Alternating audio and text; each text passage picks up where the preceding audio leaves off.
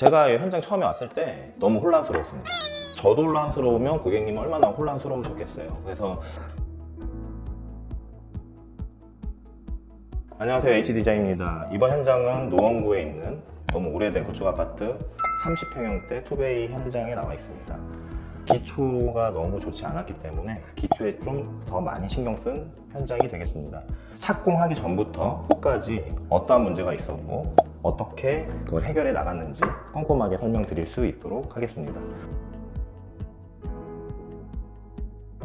보시다시피 양옆에 신발장으로 되어 있어요. 행잉 신발장, 반대쪽도 신발장, 그리고 거울 세팅해드렸고 바닥에 간접등과 행잉으로 연출해드렸습니다. 그래서 여기서 포인트는 벽을 투베이 30평대 현관 구조는 다 똑같잖아요. 그래서 벽을 뒤로 밀어서 신발장을 풀로 올려드렸고 수납 공간을 많이 놓는 거를 원하셨습니다. 우선 중문은 전체 풀 유리에 여닫이 무르 유리로 되어 있는 중문으로 세팅을 해드렸고, 그리고 보시면 여기 중문의 포인트가 남방향을 대부분 많이 설치를 하시는데 저희는 양방향을 설치를 해드렸어요.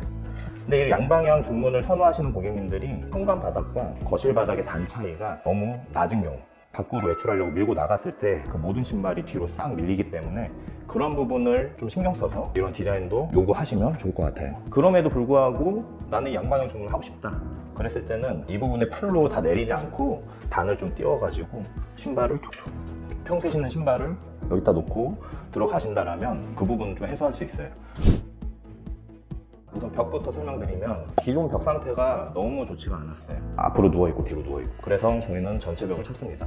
그리고 천장도 돌로 되어 있는 돌천장이었는데 이렇게 등을 연출하기 위해서는 저희는 천장 작업을 다 해야 됩니다. 그래서 천장도 작업을 다 해드렸고 창문도 마찬가지로 신설로 설치를 해드렸는데 크기에 좀 신경을 쓸 수 있도록 작업을 해드렸습니다. 보통은 실링팬 많이들 하시죠. 고객님께서는 천장을 평으로 만들고 싶어 하셨기 때문에 이런 실링팬을 선택을 하셔가지고 저희가 고민하다가 굳이 우물을 만들지 않고 저 실링팬의 몸통을 좀 더 올릴 수 있게 그 부분만 좀 매립을 해드렸어요. 보통 우수관이 대부분 발코니 바깥쪽에 있는데 이번 현장은 우수관이 안쪽에 있었어요. 그래서 철거를 하고 싶어도 어쩔 수 없이 철거를 하지 못합니다.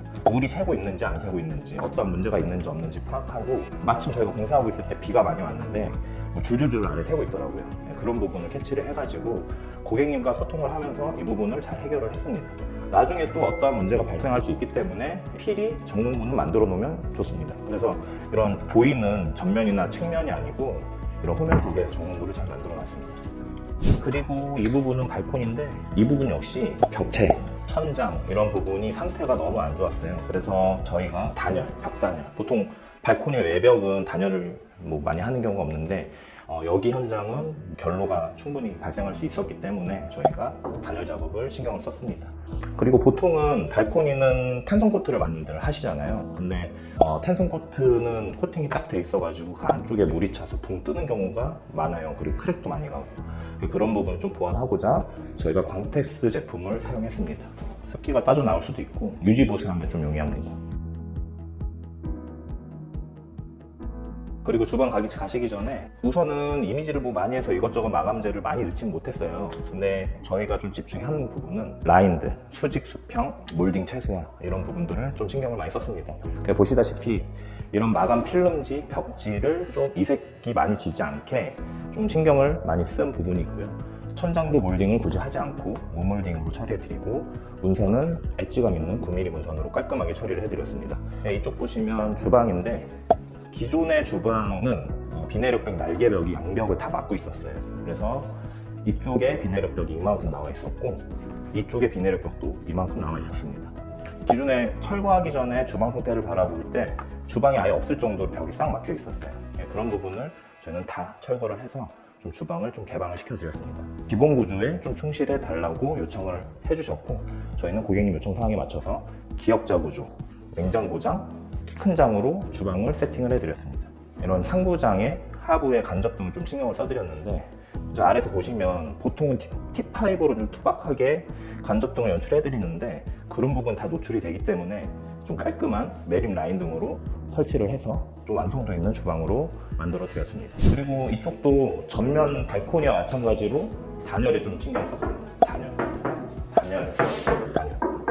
별로 형상이 무조건 날 것 같은 이런 벽들은 단열하는 걸 필수적으로 생각해 주시면 좋을 것 같습니다.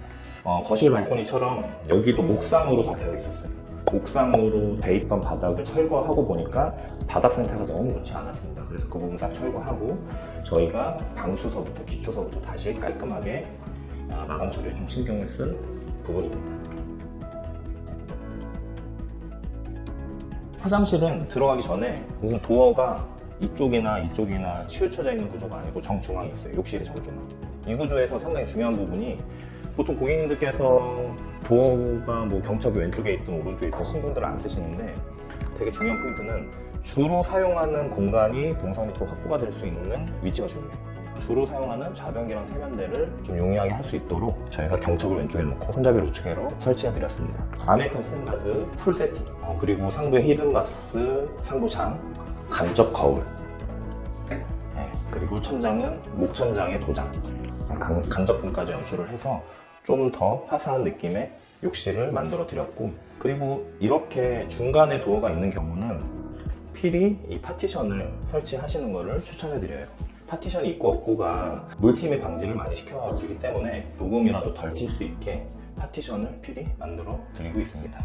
그리고 보시다시피 하부에는 단을 내려서 가는 범위 저희는 최대한 단을 내려서 샤워 공간에는 물이 이쪽으로 넘치지 않게끔 세팅을 해드리고 있어요. 그리고 만약에 물이 이 도어 하단에 튈 수 있기 때문에 이런 타일의 단은 항상 욕실 안쪽으로 기울기를 주어서 설치를 해드리고 있습니다. 이 부분은 되게 중요한 부분이니까 꼭 참고하시면 좋을 것 같습니다. 이번에는 안방입니다.